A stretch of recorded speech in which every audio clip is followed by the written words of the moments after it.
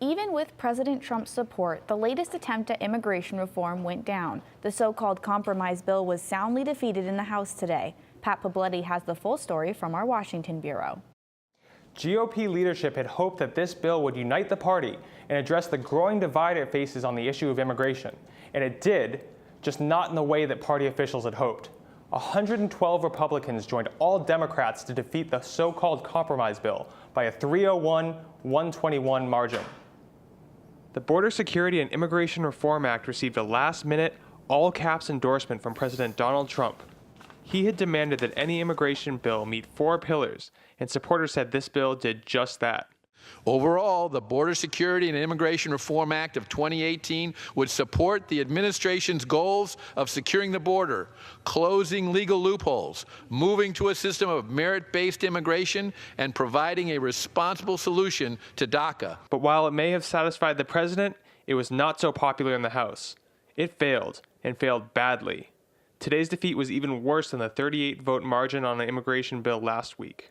House conservatives had said that they couldn't stomach the protections in either bill for recipients of the Deferred Action for Childhood Arrivals program. The Democrats, all of whom voted against both bills, said the bill's cuts to legal immigration and the $25 billion it gave to President Trump to build a wall was too much to bear. It was terrible. It was about enforcement only, didn't deal with dreamers, and didn't deal with the family separation. The key thing here that this is a bill negotiated among Republicans. There was no Democrats involved. They never reached out across the aisle so that we could have had some effect of trying to make this bill better. Republican Congresswoman Martha McSally was the lone representative from Arizona to support the bill.